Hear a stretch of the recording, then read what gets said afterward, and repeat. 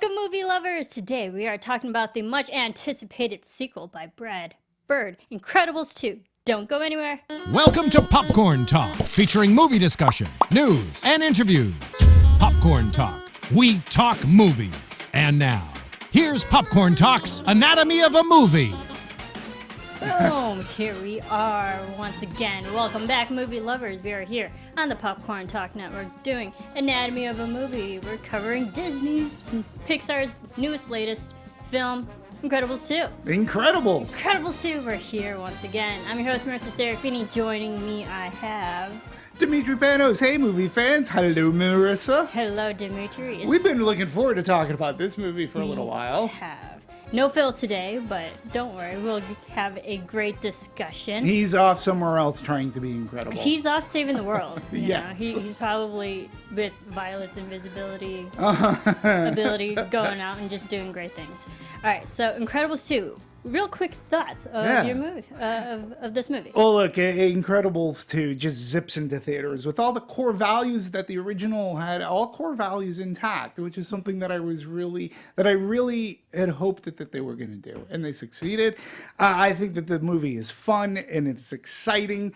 I really had a great time being back in this Incredibles world. I love the world that Brad Bird created. It's a pastiche of 60s like tech and modern day world form, and I really like that a lot.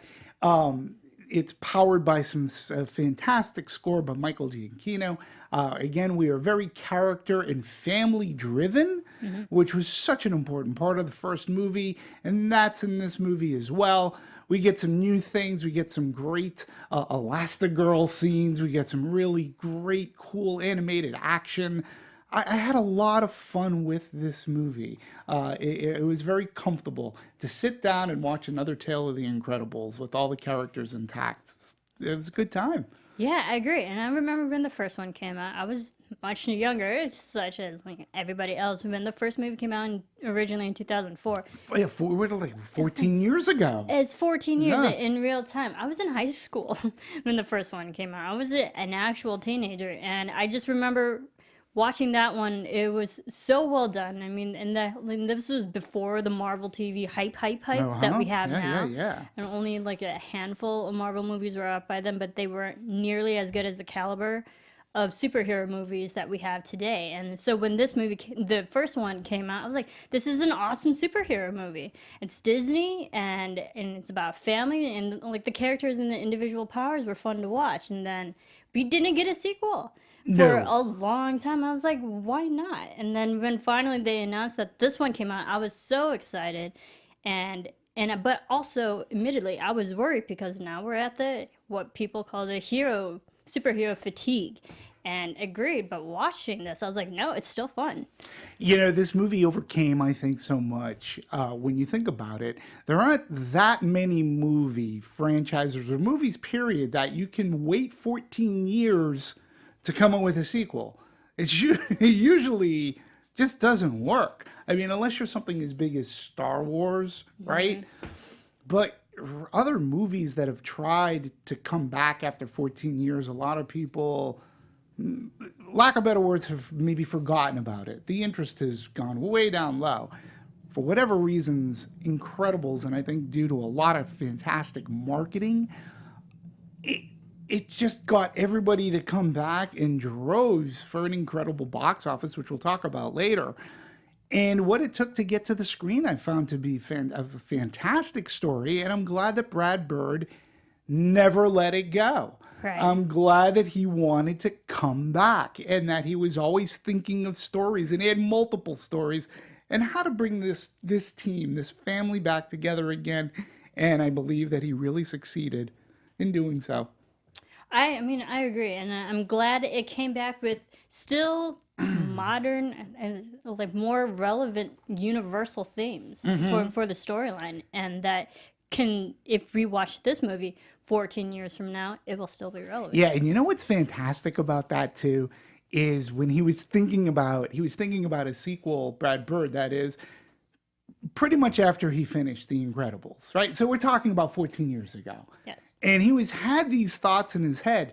So that was 14 years ago. He's almost like a soothsayer because these things have become so important in our core values of today that he wasn't thinking this movie was going to be released so far in the future. But it's as relevant as he was thinking about it, going, yeah, let's have the mom be the character. Let's focus on the teenage girl. Let's focus on the family intrinsic core. These themes are classic. And that's why this movie, to me, didn't seem dated at all, even though it picks up right exactly where The Incredibles left off 14 years ago. I love that. Me too. We didn't miss a beat. We It's literally within the same day. And Yeah. I love that because it also adds to this is how great animation can be valuable, that they didn't have to age the characters whatsoever. No. And that's the beauty of just voice acting, because it doesn't matter how old the actual actor or actress aged in real life. Their characters that they play on screen are still the same. Still the same. And, you know, that's with movie magic. Yeah. And you have to enjoy that. And the writer, Brad Bird, and, you know, director as well, no stranger to Disney, as we know. He's worked on Fox and Hound and Black Cauldron, and Batteries Not Included. So, it's like, he's no stranger to Disney. He's no stranger to Disney, no stranger to animation, No. you know, with the Iron Giant as well. Right. But again, I just go back to the relevancy of his themes. And they will remain, to your point, if you watch Incredibles 2, 14 years, 15 years, 20 years away from today, I believe it'll still be as relevant and timeless because they pick a time and their production design really sets up a timeless tone. And Right, that and is important. It's also just because even the first movie back in 2004, the theme of the movie and story time kind of takes place in the 50s, 60s. So even in that aspect, with, you know, upgraded technology, it fuses old time behaviors of like family and just that society of Sure. what the environment and how people thought back Yeah. in 50s and 60s, with still relevant themes of Yeah. today. And I think this is something that they probably did learn from the success or the quote unquote failures of the Disney, well, not Disney, like of just comic book movies, that there was a story plot in this. It's just there was so much destruction. Yes, you saved people, but you caused a lot of destruction and damage to the city. And that's something that we've pulled from the DC, Superman. And Batman versus Superman, they had this whole lingering story. It's like, you killed so many people and you destroyed so many buildings. Right. And I liked how they kind of turned that and made that if a woman was in charge, would there have been as much destruction? I was like, that's actually a good question. Yeah, yeah, and I think as a whole, Pixar, and I think this is what makes all the Pixar movies very relatable and for the most part classic, with the exception of maybe like a Cars 2, right? Is thematically you can watch them at almost any age, right? And they are timeless from a thematic standpoint. When you look at something like a Ratatouille, when you look at Up, a Finding Nemo or Dory, Toy Story, you can watch those forever and they're still going to be relevant in one way, shape, or form. Whether you're a child and then as an adult, you grow up with these pictures. Like you just said, you were in high school. I was in high school Right, when the for first this- one came out. But watching Incredibles 2, it's relevant today. And he was thinking of this story literally shortly after he finished the first Incredibles movie. That's one of Pixar's core strengths. We talked at great length with Coco as well. That movie too will forever be like its heart, its story will always be relevant to people. I think it's the dynamics of the family. Yep. And the message of what they're trying to accomplish in the world is what makes it relevant. And no matter what time period, it will still translate today. Right. So getting, into some of the story plot lines and becoming more of a progressive storyline, especially with that whole Me Too movement that's happening in Hollywood. Women and we've seen it in the past 5 years that we've covered anatomy. Absolutely. Just about. We've seen this progression of women having stronger, better, well-written roles for them. Sure. And I liked how they brought Elastigirl more to the forefront. Yeah. Because she was always a great character in the first one, and she was the only person who could really put Bob in his place when absolutely necessary. Absolutely. And now she's still she's the one who's actually getting the spotlight and people are putting her into the position in a public forum. Sure. Even though we know it's illegal with the superheroes can't be out there, but she's actually given the opportunity to shine and give a better Perception Yep. of what they actually mean, of the entire superhero community. Yeah, it's all about perception. Yes. And it's I funny. love that, though. Yeah, me too. And again, Elastigirl, in my opinion, she had the greatest line from The Incredibles, where the family had just reunited and they're prepping to face off against the big bad, and the mom, Elastigirl, tells her kids, kids, this is not your fault. Don't for a minute think that this is because of you. And to me, at that time, too, I felt that was such a great message within that movie that the movie carried on. And that togetherness carries on here. And Brad Bird, while he'd been thinking about Incredibles 2 for a good 14 years, he had always had he had the core idea of doing a role reversal. So the Mr. Mom kind of thing, right? Yes. And also another great film. Another great film. And he had the unexploded bomb of Jack. Jack's great. Stole every moment. He was of this fantastic. movie. So fun to watch, right? But his hardest part, though, and I get it, because his hardest part in this was coming up with a villain, coming up with a superhero villainy plot. And when you think about it, we've talked about the villains in movies before, right? And how your hero has to be as strong as the villain. And if you have a weak villain or smart, and they don't necessarily have to be smarter, but you need a decent villain for your heroes to surpass, to stand up to. To overcome and have a more satisfactory ending. And how many times have we watched movies with the villains, and then the movie becomes very mediocre? And yeah, he went through so many ideas to pitch to get it right. And he felt he finally had it, and he pitched the idea. They loved it. They were going to go into production. And then Disney said, nah, that idea doesn't work. And it was an AI thing. And he goes, now I'm screwed.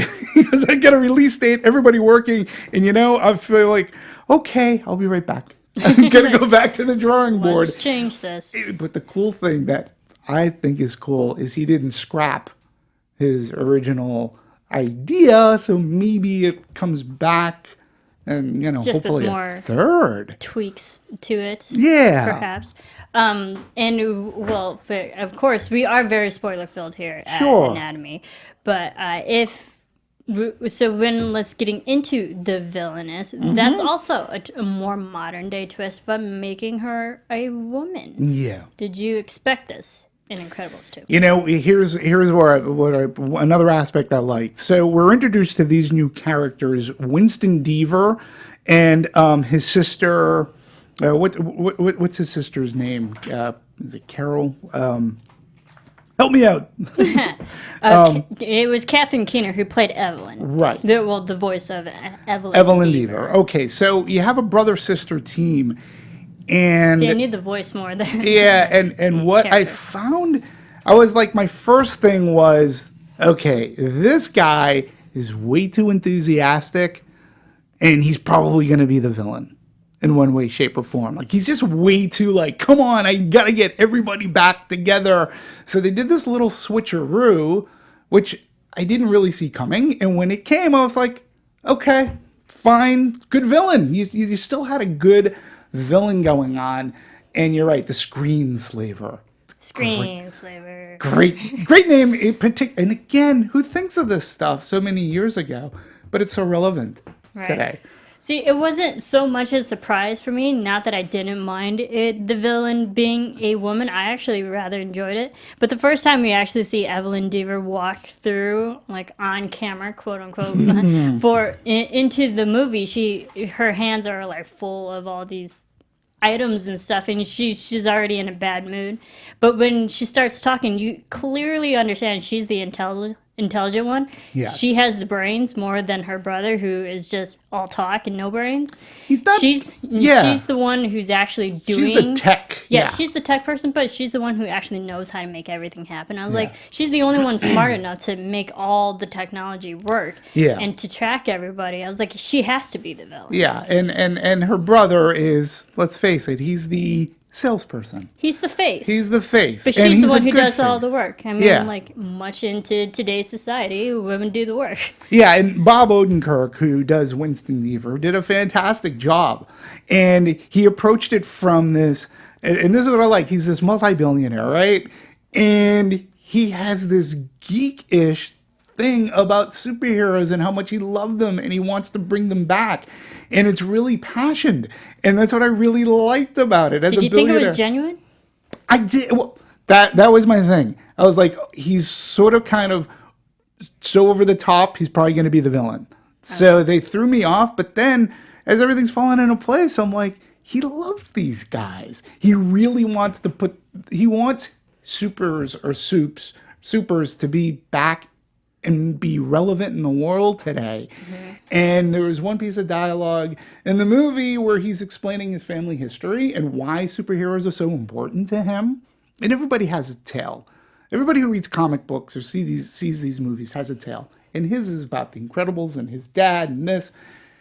And the sister, something happens, a tragedy happens in the family where supers couldn't save mom and dad. Because they were illegal. They were now made illegal. Had they weren't illegal, yes, his parents would have been saved. And the sister, like, it's their fault. Like she snaps, and it was right there that I was like thinking, oh, she's really not on. She might not be fully on board with this, bringing the supers back, and that was the switch. Anger motivation, because he was still proud of superheroes.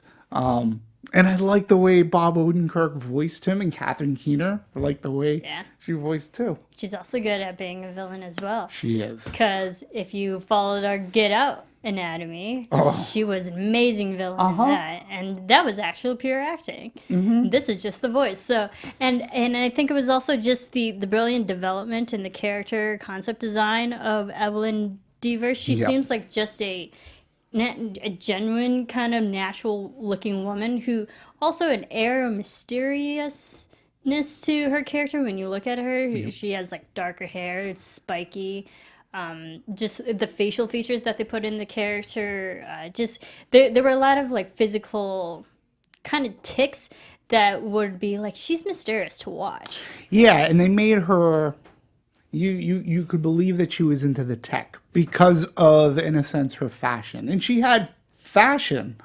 They drew her with a sense of fashion, which doesn't often happen in animated movies when you think about it, right?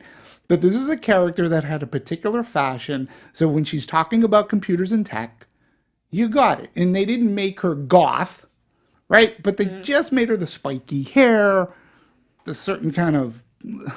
It's funny to call clothes, but the like whatever her costumes were. So yeah, she was greatly drawn and fully realized as a character, as an animated character. Right. Liked it a lot. And if you guys may not know, also we have our rundowns full of our notes that we follow along in our anatomies. And one fun thing about the character of Evelyn Deaver, I've actually been mispronouncing it. It's pronounced Evil Endeavor. So there's a foreshadowing of her character. So if you actually phonetically pronounce it out loud properly, it's Evil Endeavor. I like that. Which is so smart now if you think about it. You're like, oh shoot, of course she's a character. Of course, it's like Darth Vader. Right. Like, I am your father. So I think just the gender switch of now we have a female superhero, now we also simultaneously have a female villain, right? Which made the fight between these two actually really fun to watch. I thought so. I thought the action scenes were extremely fun to watch. They were really good set pieces, and I want to go back too because Screenslaver, again, the way Brad Bird ended up envisioning this wasn't just to tie it down to we're slaves to our iPhones or iPads. Look, I'm a slave to this because this is where my notes are right now. So you'll see me constantly looking at it. But as he goes on to say, growing up as a kid, right, it was you're watching too much TV. You know, you're watching you're spending too much time staring into that TV. And so it's a multi-meaning kind of like whatever your gender, whatever your age, not gender, but whatever your age where you grow up, people have been for a long time accusing younger people, you're just wasting your life staring into that screen. Didn't matter. Now it doesn't matter whether the television screen or your iPhone or your smartphone or dumb phone screen, whatever it is that you have. Right. And I think Jack Jack was actually watching the most television out of everybody. God bless him. God bless Jack Jack. So let's actually get into Jack Jack. It's a blackjack? Into 21. Jack Jack. We saw a bit of Jack Jack in the first one, but he wasn't as big of a character, and his powers weren't, really fully developed. We found at the end of the first one that he can light up in a ball of flames, and he's a devil kind of demon every once in a while. But they kind of really developed him more in this episode. He still can't talk, but we find out he's honestly the most powerful out of all the Parr family. Yes. And I believe at one point when Edna Mode, we can get into her later, but when Edna mentioned that he has 17 powers. Yeah. And we probably only saw about 10 of them. So what are the other 7? I don't know. And it's interesting because the way Brad Bird approached it too is, yes, he has all these powers. He's a baby though. And as a baby, you're able to accumulate like knowledge, like that's what they say about learning language, and you can bring all this stuff in. Well, we have more neurons as babies, or so we can learn more. So yeah, and he applied that theory into Jack Jack, meaning he has all these powers now, but as he grows, which ones are going to be, it's going to be interesting to see which ones may develop to be the stronger power. So some may get weakened, but right now he's just a baby and he's like all off the charts, which made the character fun. Much like a baby. Much like a baby. Because babies go through the whole gamut of emotions. Yeah. From angry to happy to laughing and all that. And I loved how there were scenes of Jack Jack and just being a fun baby and entertaining to watch, and you never know what powers he's actually going to display because they're completely out of control. And neither did the parents, and neither did Bob. And I love the actual positive, I guess you could say positive reinforcement whenever Jack Jack had disappeared into the 4th dimension. It's like, here's a cookie, come back. Here's a cookie. Right. And I was like, Jack Jack's going to be a pretty big baby if he keeps eating cookies. I always found that part to be very, and I don't necessarily know if it was done on purpose, but it was very poltergeisty, which How so? Well, a couple of things. We've got Craig T. Nelson, who's in Poltergeist. Love Carol Ann gets sucked into the netherworld, into the house. They can hear her, and they're trying to get her to come out. Cookie, come on, Carol Ann. And so here Jack Jack is in another dimension, and they're trying to lure him back into today's time and world, and they're going, cookie. Do you think that was just an ode to Poltergeist? I have no idea. Because I've never actually seen Poltergeist, Okay. so I think for people who have, such as you and people, that might just be an ode to that movie. I don't know. Or It was inside just, joke. I just found it to be humorous. And to get a chocolate chip cookie to get the kid to come back. Shoot. But you're right. They were never the positive reinforcement with Jack Jack, albeit tiring. You saw the toll that it was taking on an Bob incredible could not superhero. And again, it just goes, I think, to the talent of the voice cast. And Craig T. Nelson was fantastic as Bob. Love him. And you knew that he wanted to help his kids. And he never gave up. New math? What was wrong with the old math? Like, that stuff was funny too. Math is math. It's You true. can't Math change- is math. Math is math. I did love that. My dad's actually a math teacher, so I get New that. math. Yeah. But I did love that even Bob had a more humanistic element, because we saw so much of his superhero side in the first one that they kind of reeled him back to just being like a plain human dealing with human situations. And it made him more relatable too for just the men or just people in the world to watch this. It's like, oh yeah, his biggest struggle right now is not a villain, it's math. It's raising his children, right? That they're actually good people, and I like that because that brings the family element. Yeah, and again, he has to once again be put in a position where he has to suppress being a superhero. Bob loves the attention of being a superhero. And let's face it, he has a little bit of an ego. So he has anger issues too. He has some issues. The first movie, he threw someone through like 5 walls. Right. Yes. That was a really bad guy, though. Yeah, it was. But he when it comes time to like, okay, so we need to get a new perception, and he's like, oh, okay, and then we go Elastigirl, and he's like, what really? Okay. So, and I like that because to your point, humanity, and I think it's forget about the superpowers. The real superpowers in both movies, it's the family unit. It's working together. So that to me, and that's the humanistic element, which gives the heart to both movies, including this one. Right, and you also have to remember, it makes sense that would be a knee-jerk reaction from Bob, thinking, it was like, what, you're going to put my wife in the spotlight instead of me? But going off of the 50s, 60s theme that these movies do take on, in the 50s and 60s, women weren't really placed in the forefront like such as this. So it was a big step for them. If you go back decades ago, sure, that's a big thing to put a woman there, and I like that. But I liked how it took him a minute because he was reluctant, but eventually he was very supportive. Absolutely. There. And again, it goes to family core values. And putting Elastigirl, it's all about perception, because she's the superhero and mother. And she brought those motherly characteristics into her being a superhero. And then when you super up with a bike, that motorcycle, right? Yeah. That was awesome. It was updated, apparently, from the first one. It splits in two and stretches. The train sequence in that movie. Awesome. And her rescue attempt of that train sequence, too. And I'm really glad that they gave Elastigirl, like, that is her own set piece. And it was a really well done set piece. And she had to think things through without Bob, so to speak. So it was a smart, bold move going forward.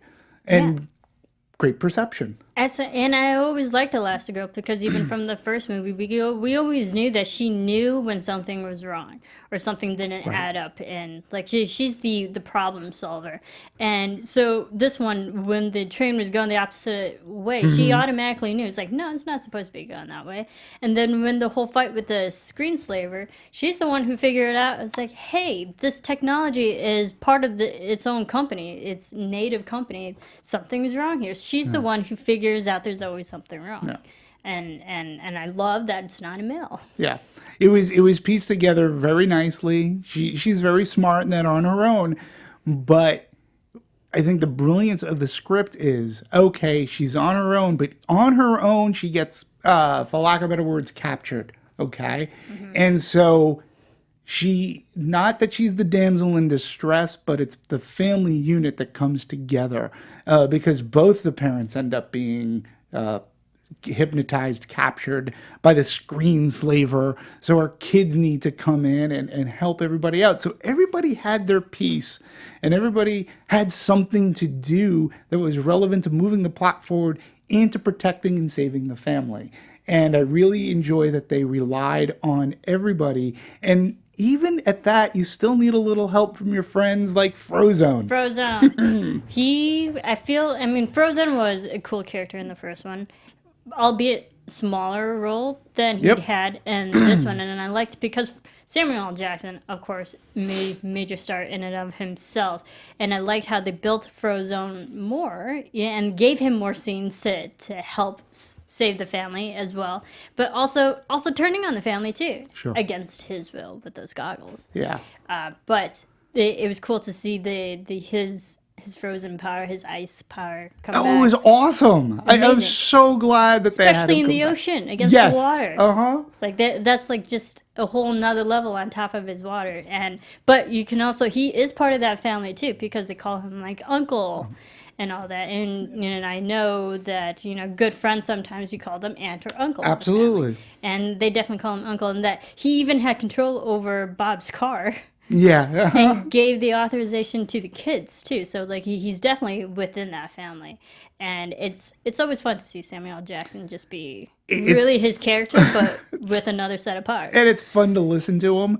And you're right, they far more explored his powers, even right at the beginning of the movie, against the miner, where you used all that ice to keep that the mine, drill. the drill from going into City Hall and such. So he's got some pretty spectacular, fun, powerful, things up his sleeve. Yeah. He was a fun character to watch, and I'm glad that he's part of that unit, the Incredibles. Yeah, and I liked how it had to be the kids that had to help the parents this time. The Underminer. That's the Yes, the Underminer. Underminer, voiced by John Ratzenberger. Yep. Disney's Lucky Charms. He, if memory serves, and if I am correct, he is the only actor to be in every Pixar movie. Mm-hmm. Every single one. Everyone. Yep. Yeah, to date. And To date. So he had to be in this one. And the Underminer did show up for like 1 minute in the end of the first one. So technically he was in the first one too.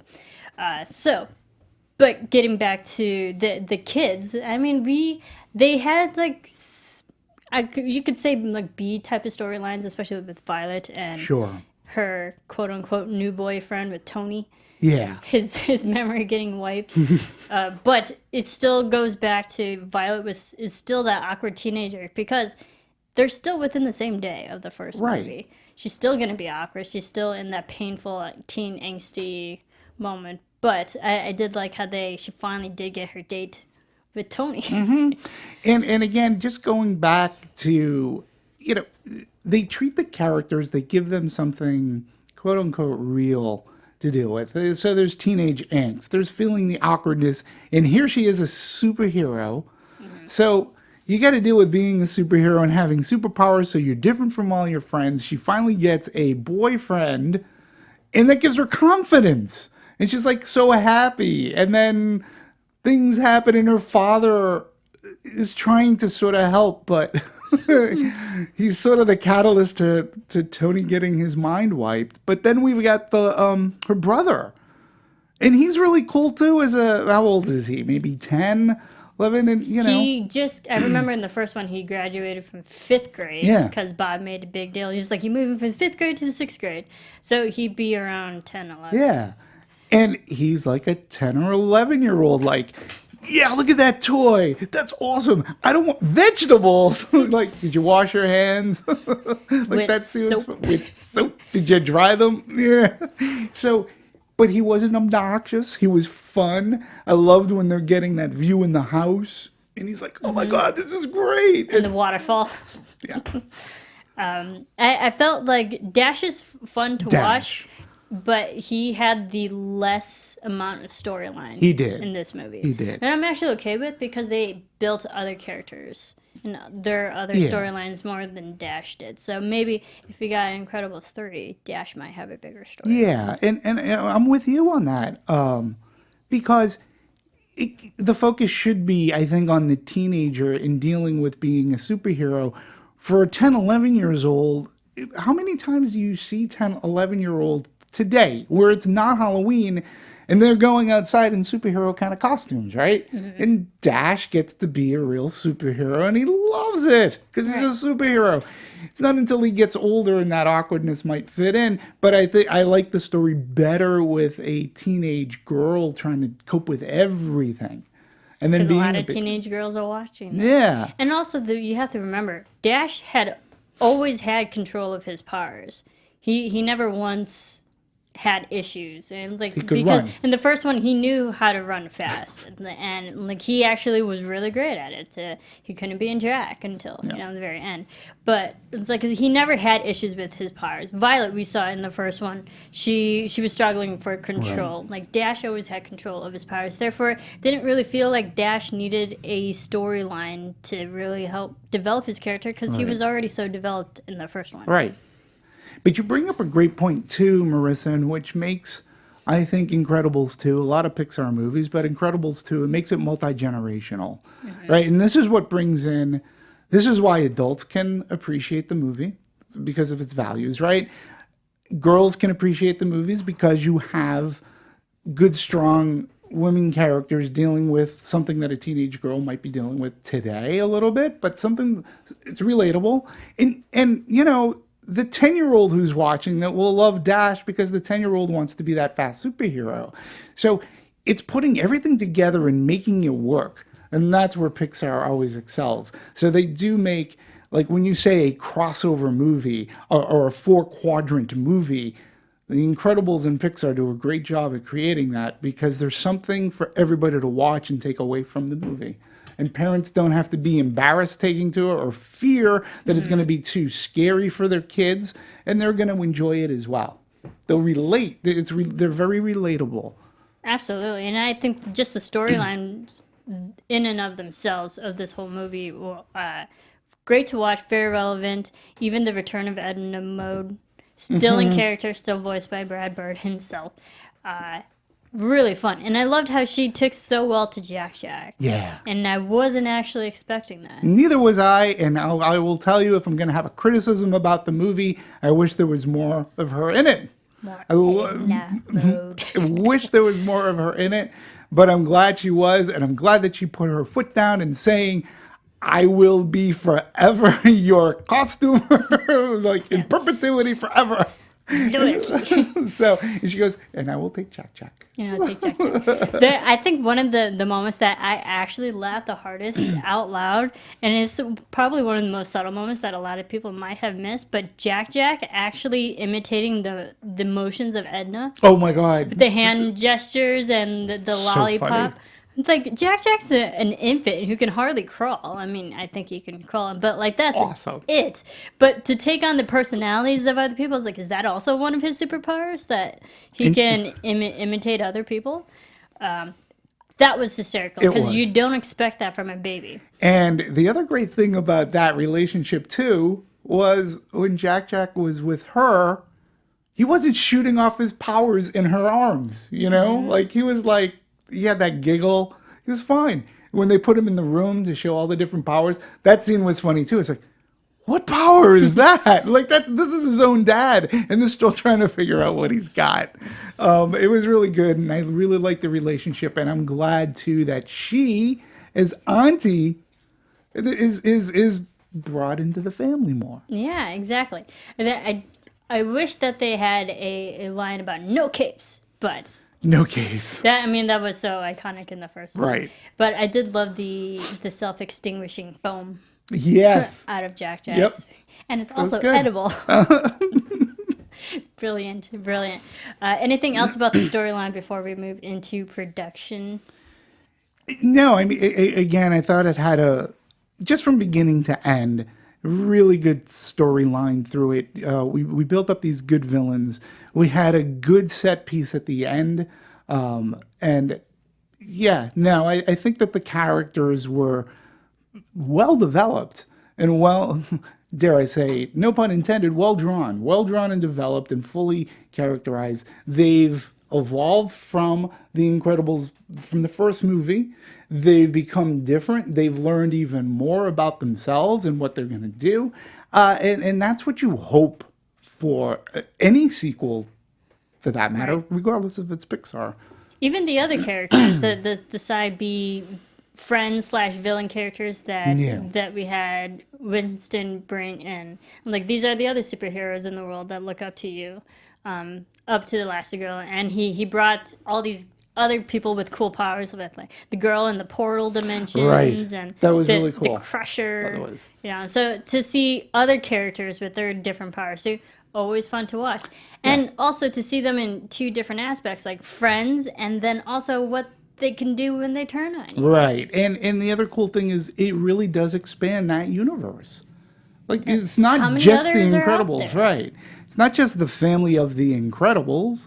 There are other superpower folks who are equally as good-natured, and they can put their powers to a good use, which makes me believe that, what other villains are there in this world that Brad Bird has created? Yeah. So maybe we'll see some more come Incredibles 3. I mean, we probably will, because if we have all those other people out in the world with cool superpowers, how many other villains are there? I hope we don't see Syndrome. He was enough. Yeah, first yeah, one. he was, yeah. I mean, he could be maybe like an Easter egg in the third one or something, or they just bring up and mention him. I mean, again, I think what they're great at is developing new villains, and Brad Bird already had a villain in mind that they at the very last minute changed, and it had something to do with the AI variety. Yeah. So let's get into a bit of production. As we Sure. know, animation takes years, in this case 14 years. They actually had to move production forward a year. They swapped dates with Toy Story 4 release dates, which means Incredible 2 actually lost a year of production. Yes. So, I mean, and that's a big feat, because especially with animation, it's a very timely process. So to lose 365 days, I'm sure everyone was just big sigh. It was, according to Brad Bird, in production design too, when they were doing the first Incredibles, they had time. Like, I'm not going to say, well, they compare it to Incredibles. We could relax. We were putting things It together. didn't have pressure on them. And this one, we had to work differently, but Brad Bird credits also believe that got us creatively better too because of it. We didn't want to approach the sequel feeling relaxed. We really had to be as good as and try to be better and strive for best. And he thinks that this was a great incentive, even though they weren't expecting it. Yeah. It's like, what? To lose a year, like, wow. But to what they accomplished within the time that they did have, also wow, because this movie was phenomenal. But in our research, they had over 52,725 storyboards. Just storyboards alone, let alone the visual effects and all the compositing and rendering shots that they had to do. Over 52,000 plus storyboards. For the undermining scene, they had 410 just for the underminer Right. scene. And that's not even including the train Right. sequence, the boat sequence, everything. I mean, so this, just the concept of storyboarding to concept development and the arting. Previs. And the previs and the coloring and the actual rendering. And so that's why they have to have a solid storyline first. Because if you change your storyline, it takes so much more time to change the animation aspect than it does to change 3 lines on a typewriter. And a typewriter. And the other interesting thing when we've talked about animated movies before that they get to do on an animated movie is they get to do screenings, internal screenings of scenes and movies, and they can look at it as a team and make appropriate changes if they deem it necessary. So with lopping off a year of this production schedule, Brad Bird is saying, like, the first thing we had to eliminate was reassurance, because you do a lot of stuff to prepare internal screenings that are obsolete the moment you have them, but they're still there to reassure everybody you're doing well. Because you put all your work into those screenings so that people won't slow down your process or make you rethink something, and that had to go. Every moment we had to be spent making the actual movie. And this comes from a great article from vulture.com about the chaos. He goes, it was 3 years of chaos putting this together. I believe it. But they're able to put it together, and they came together as a team. Yeah, and I mean we haven't. This isn't our first Disney Pixar film. No. And we've talked about how technology has advanced so much within just the last 10 years. And this movie, the first one, was made 14 years ago. So the technology has improved, the programs have improved, and even the studio that they were working on for Incredibles 2 was 3 times larger than when they had it when they made the first film. Yeah. So they had more space and more computers to render everything on, and the quality and experience of just all the animators is also more advanced than they were 14 years ago, Right. 15 years ago. I mean, the movie first came out in 2004, but even then they were working on it years before Yep. that. So it's been more than 15 years. And don't forget too, within the 14 years, so yes, technology, and we've Vastly talked, improved. and it's so changed so quickly, and we've talked about it, particularly from Zootopia on. Zootopia. Big Hero 6, Right. that was a big movie for lighting. Exactly. And how the lighting programs changed. And so the technology changed, but also don't forget that Pixar has its core of animators who are steadfast and regulars at Pixar. They had 14 years to grow as well, become more accustomed, change, adapt, evolve with the technology to use it better, to use it as a tool, and not just to use it for special effects' sake, but they've been able to use they grew older and more experienced as well. And they're Right. back on that. And that, when you have that good combination. And also they do have the experience of others superhero movies that have been out. Because if you think about it, the powers of strength, invisibility, speed running, and stretching, those aren't original superpowers. So how do you still make them interesting and fun to watch, even though it's kind of repeated now? You add their personalities that make Yep. them different. Yep. And that's what we get with Jack and like the baby, but with Dash, and he's a kid. So it's just like you have to add the character differences to the same powers that we see Absolutely. in other people. And so kudos to them. Production's fantastic. The color aspect still within the old timey 50s, 60s era, Yeah. but And that's with what new technology. and again, that's what I loved about it, because it really mashes these two worlds together. It mashes today with the architecture of the 60s. And it has that The house, that comic book- mansion was the house, 60s. House is gorgeous. But again, when you talk about blending technology, so back in the 60s, what's great technology? Oh, well, my floor can move, and there's a little river that runs down, and things can rotate, like a lazy Susan on its own. But that house also had great tech as far as big TV screens, and so I love the chairs. mashup. Yeah, I love the mashup, and that's one of the things. I love the textures of that world, and it's a great world to visit. Yeah. So it's a lot of fun. It's always fun. The technology was always fun to watch, especially with the motorcycle and Bob's car. That Bob's was cool, car. and how that could even transform into the different type of vehicles that they needed. Yep. Very useful. But also with the new added technology, you could say the failed Google goggles, Google glasses. Yep. But even that was fun. That was such a slim sunglasses aviator Right. look, but could still add, drama and mystery, and even add a villainous side to something of a technology. Yeah, and let's not going back to the car. When we talk about a design, obviously it took some inspiration from the '60s Batmobile, the fins and such, and the gadgets that it could have.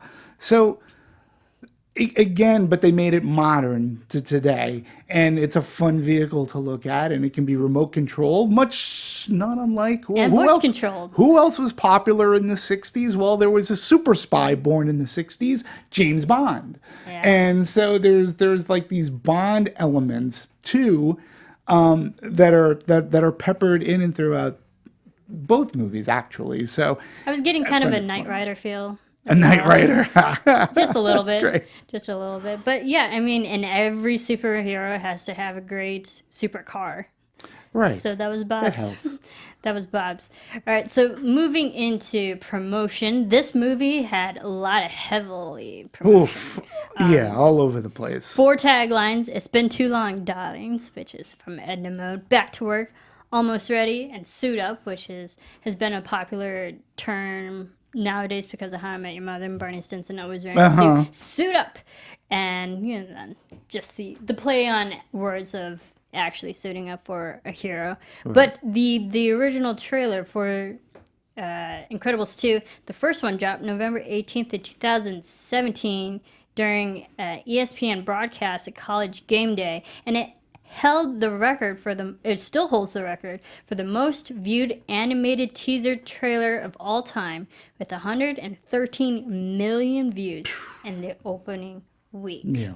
That's humongous. I remember when Beauty and the Beast trailer came out, that had over 100 million views in the first week.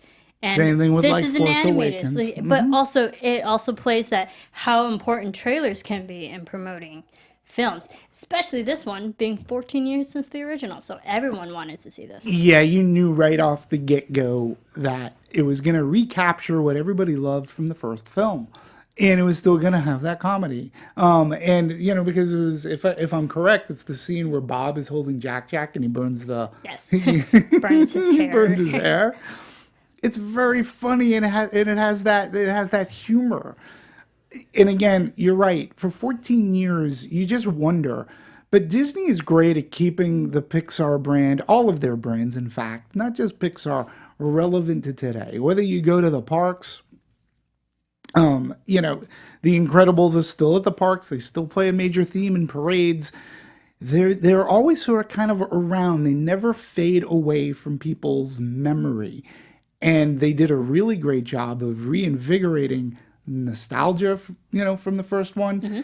Let's see where these characters go. And to your point from the top of the show where you said superheroes are so relevant in today's pop culture that it feels it's like not that's a surprise. all we see now. It feels like it's true. And that's sort of, I have to believe that that's part of this resurgence for Incredibles. Yeah, because, I mean, and also if you think about it, if the sequel actually came out within the first 5 years of the first one, it would be very more progressive than all the comic book movies that we get today. Sure. So, I mean, and I think as much as people are tired of comic book and the superhero fatigue, it was also needed for this movie to actually come to fruition. Absolutely. And let us not forget, this isn't based off of a comic book. No, it's not. The Incredibles was an original idea from Brad Bird, taking superheroes that he loved and taking an era in which he loved, in which there were villains, like there were good guys and bad guys. And that's what he drew upon. And he created this wonderful world all on his own, which is genius. And so it's great that props to him. Seeing a sequel with these beloved characters, it would be sweet that, if they make a third one, which all indications box office we'll get into in a little bit. Right. It seems that I hope Brad Bird is always at the helm in one way, shape, or form. Absolutely. And of course we'd be remiss before we get into numbers. We'd be remiss if we didn't talk about the music. Yes. Michael Giacchino, who also did the first one, Incredibles 1, which actually, Incredibles 1 was the first film that Giacchino actually composed.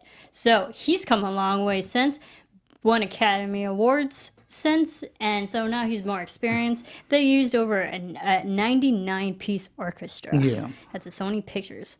It was the Sony's recording stage for the music. Still had odes back of the 1950s, 60s themes, and but also with the character developments of Elastigirl and Incredibles, he composed new original theme songs for each of them. Absolutely, and I cannot highly recommend this soundtrack enough. And I think that Giacchino's having a big 2 weeks here. So he had The Incredibles 2, in which he does the soundtrack, Jurassic World, Fallen Kingdom, which he also does the soundtrack. But I think that it's The Incredibles 2, basically. He does this wonderful pastiche of Lalo Schifrin. He's got a little bit of John Barry, and he uses the Nelson Riddle Orchestra, and it's just fantastic. And then it has like each character, Elastigirl, Mr. Incredible, they have their little theme songs. I got to be honest, I wish it was just all score. I love having the little bonuses of those theme songs on the soundtrack. Right. But I urge you, if you do love soundtracks and you love The Incredibles, The music is great. listen to the music, because it really is. It's got that 60s spy Mission Impossible James Bond. And actually Giancuno, he says that the style of his music is actually 1960s jazz meets orchestra spy action style originated by John Barry in the James Bond films. Every now So and there then you I almost know what I'm talking Yeah, about. so there you go. You definitely got the espionage feel for this, and yeah. we heard a little bit of it when we introed our show. But also, And- he and Brad Bird helped write the original jingles that are in this movie as well. Absolutely. And just to talk a little bit about Giancuno and Brad Bird, their relationship goes to, Giancuno also did Tomorrowland, which I still think an underserved movie, an underappreciated movie, but a very underappreciated original score, because it truly is an original score. But they also, Mission Impossible. He Great did, films. right, and he did the Brad Bird Mission Impossible movie, which makes complete sense because Lalo Schifrin, who's credited for the television series, and that Mission Impossible theme carries over through all the movies, but he does such an amazing job. He doesn't just mimic it. He pays a wonderful ode to it while making it his own. He does the same with John Williams' themes, so it makes sense because he never parodies, he never mimics. He makes it his own, but he pays wonderful homage to those composers who are still with us today, who have gone on. He does a fantastic job when he's doing that. Yeah, and still with the flair of his own. So good for him for coming back. And if they do a third one, good chances he'll be doing that one as well. Let's not wait 14 years. Yeah, right.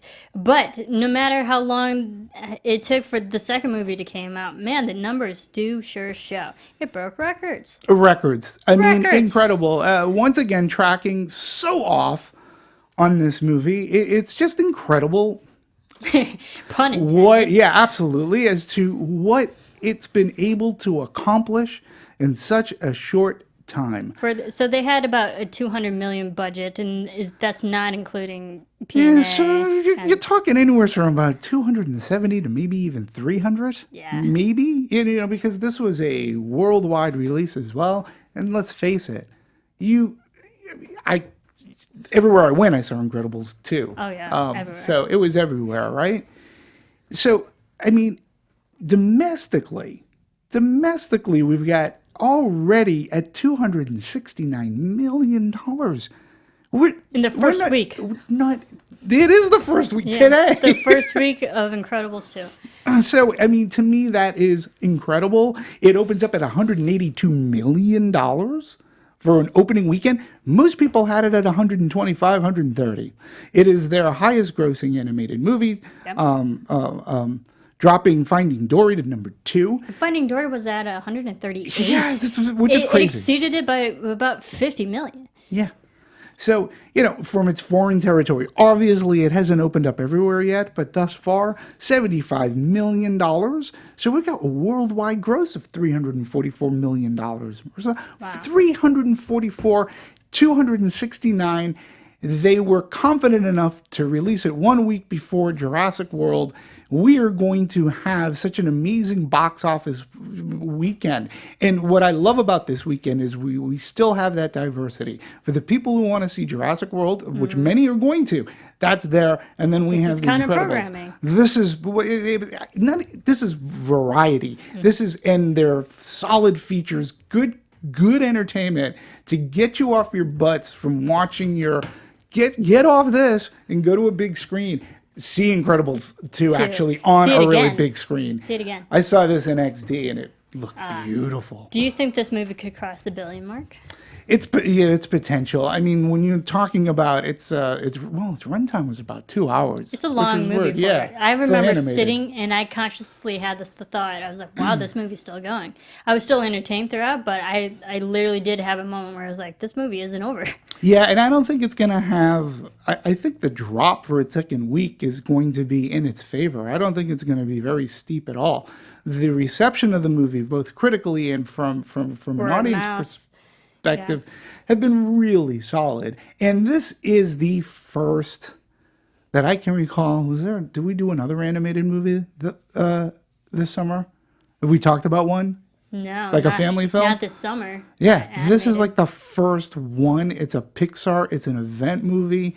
Even with Jurassic World opening up, you know, it's still going to do some business. And so when you have 180, this movie could potentially still do 100 million in its second weekend. Yeah, good for them. Which is, fantastic. It was a much long wait. So, yeah. And again, 14 years after the original movie. Apparently it doesn't matter how long it takes. For something like this, but sometimes, if it were a live action movie, your actors get older, as you said. Yeah. It's harder to hide that. And the relevancy is also goes higher. away. Well, a perfect example, Blade Runner 2049. Right? Mm. Yeah, more than 14 years between the original and the... More than 20 years. Yeah, and so, again, Blade Runner 2049 I really loved, but a lot of people, so many years passed, it's tough to make a relevant sequel when you wait that long. And also, you had to build another character compared to your lead in the original one. Right. You had to build another lead for the second one. So it's tough. But the reception for this, high praise, is 94% of Rotten Tomatoes. Cinema score A+. Huge. Yeah. And IMDb is like 8.5 out of 10. And it's been positive reviews. I haven't really seen one negative review. Yeah, I haven't either. And going into it, I just hoped that it would be fun, and it really was. It really delivered what I had hoped the first one delivered, and I hope that they didn't get off track and they made it. Well, let me ask you this: did you find it better than, a little not so better than, or equal to The Incredibles? Honestly, I'd say equal. I love this film as much as I love the first one, and I can't really say which one's even better than each other. I think this is such a solid movie that's on equal footing with the first one. And the first one, just really set the standards for how great this film could be. And the second one was just as great. I liked it. And so before we wrap up, of course, it's a Disney film, and there's always a little bit of fun Easter eggs, and there were some in this one. And if you may not noticed, John Ratzenberger, which we talked about, he voiced Anumana. The shot of the Lexo ball, the famous Lexo ball of Pixar, is actually in the background scene where Frozone Lucius learns about Jack's power when they're out in the yard. Right. And the ball is out there, and there's another one that's in the ball is in Jack's crib. Oh, as a toy, and the scene where Elastigirl fights Screenslaver, and it takes it out into the streets. Right. At one point, there's a shot off to the right side of the screen. Right. It's actually the Pizza Planet car. But awesome. It was the design of the car was changed, so it would be more of the 50s aesthetic look for a car. But you can clearly tell it was the Pizza Planet delivery truck. And when Violet finally goes on her date with Tony, this is one that actually stood out to me, and I always noticed.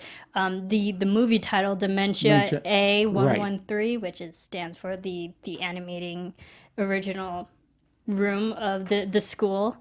And so A113 is on the movie theater. The marquee. The marquee. And also, there's an Easter egg for Toy Story 4 in this movie that I have not yet found, and no one has yet found. If you know what it is, please let us know. Okay, yeah. But there's actually an Easter egg to Toy Story 4. People don't know what it is, so it's either a toy or a character that we don't know yet. That apparently made an appearance in this movie that will be in Toy Story 4.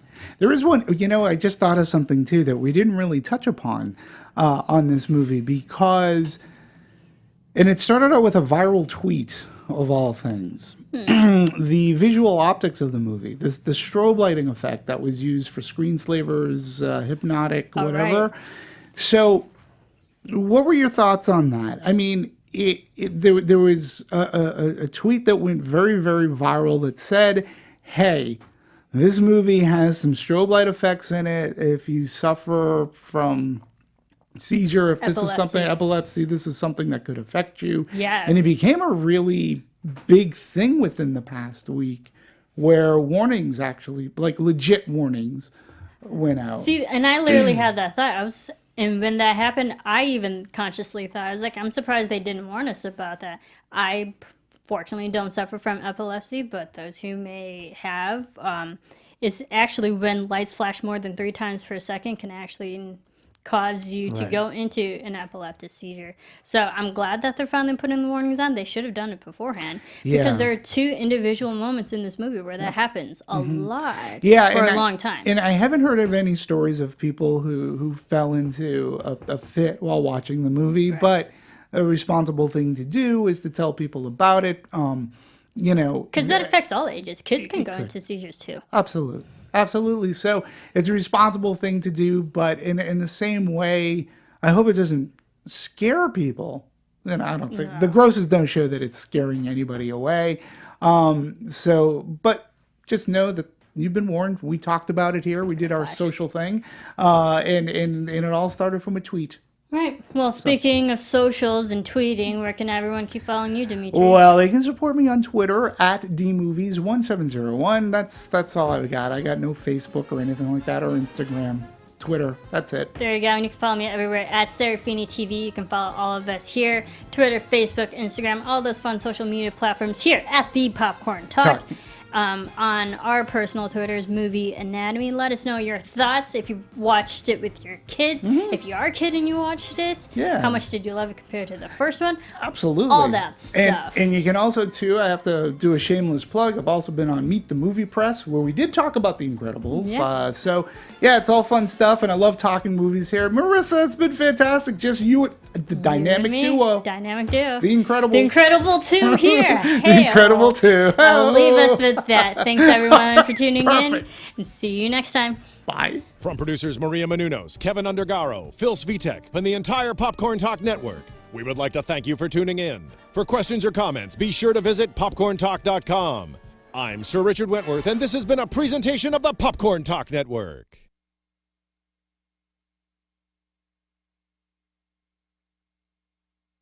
The views expressed herein are those of the hosts only and do not necessarily reflect the views of its owners or principals.